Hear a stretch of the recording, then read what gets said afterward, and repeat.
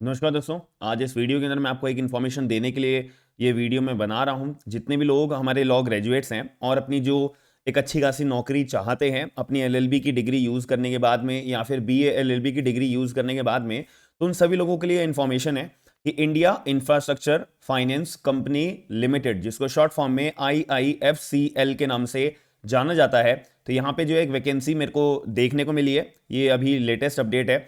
तो यहाँ पे मैं आपको वीडियो प्रोवाइड करा के इस जॉब की अपडेट में बताता हूँ। यहाँ पे डायरेक्ट रिक्रूटमेंट करा जाएगा ग्रेड ए के अंदर, याद रखना ग्रेड ए असिस्टेंट मैनेजर के अंदर रेगुलर आपकी वैकेंसी होगी। तो यहाँ पे आपको ग्रेड ए मतलब इससे ऊपर तो आपको कोई नौकरी मिलती ही नहीं है, इससे ऊपर आपकी कोई ग्रेड होता ही नहीं है। सबसे बड़ा ग्रेड आपको देखने को मिलेगा कहाँ पे, आपका ये India infrastructure finance company limited के अंदर। याद रखिएगा बहुत ही ज्यादा क्रीम ये जॉब है। इसके अंदर जो है मैं आपको पहले क्लैरिफिकेशन दे देता हूं, जैसे कि आपको आगे मैं बताना चाहूंगा। तो इसके अंदर जो है ना आपको 80,000 रुपीज पर मंथ ग्रॉस आपकी सैलरी, हर महीना 80,000 रुपए आपको सैलरी देखने को मिलती है। दूसरी बात, यहाँ पे एलएलबी की डिग्री आपको पास होनी चाहिए या फिर बीए एलएलबी की डिग्री 5 साल वाली जो होती है वो आपके पास होनी चाहिए। अब आप लोग ये मत सोचिएगा कि भैया यहाँ पे जो है फाइनल ईयर का बच्चा अप्लाई कर सकता है, भाई नहीं कर सकता। क्लियर शब्दों में बात मैं आपको बता रहा हूं।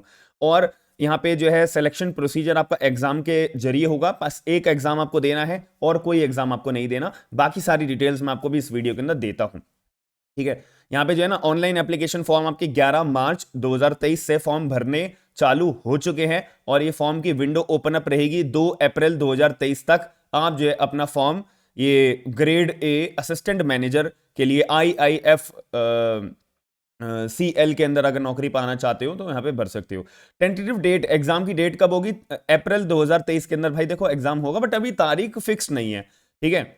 और भी कोई क्वेरी है तो मेरी वीडियो देखने के बाद जब आपको और भी कोई क्वेरी बचती है तो इस लिंक पर क्लिक करके अपनी क्वेरी देख लेना। मोबाइल फोन जो है वो बैन होंगे एग्जाम के अंदर, वो तो हर एग्जाम में होते ही हैं, ठीक है। एप्लीकेशन फॉर्म आपको भरना है, पेमेंट भरनी है और डॉक्यूमेंट्स जो जो ये मांग रहे हैं भैया वो स्कैन करके आपको अपलोड करने हैं।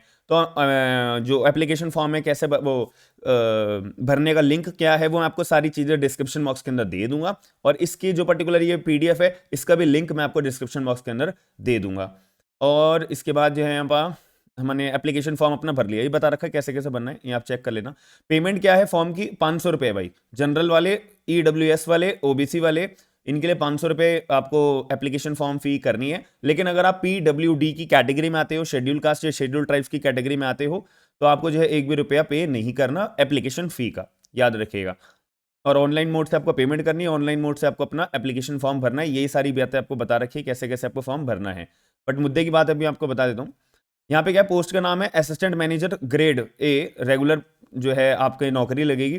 जनरल वालों के लिए 8 सीटें हैं, schedule caste 4, schedule tribes 2, EWS OBC वालों के लिए 8 और EWS के लिए 4, टोटल मिलाई जाए तो 26 सीटें यहाँ पे आ रखी हैं।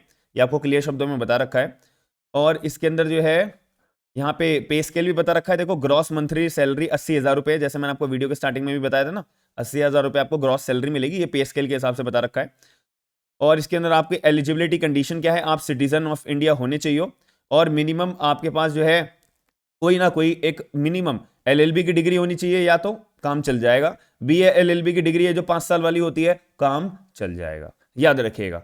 तो आपके पास ये अगर है तो बहुत बढ़िया है। बस इनमें ना एक छोटी सी रिक्वायरमेंट और मांगी हुई है कि आपके पास ना 1 साल का एक्सपीरियंस होना चाहिए, कोई भी फाइनेंशियल सेक्टर के अंदर आपने काम करा होना चाहिए, बैंक के अंदर, फाइनेंशियल इंस्टीट्यूशन के अंदर, PSU के अंदर, रिप्यूटेड कॉर्पोरेट्स के अंदर, कि किसी बड़े वकील के साथ अगर तुमने काम करा हुआ है तो उनसे एक एक्सपीरियंस लेटर उनके लेटर हेड पे निकलवा लेना, काम आपका हो जाएगा। कोई इसमें इतनी बड़ी बात नहीं है, याद रखिएगा।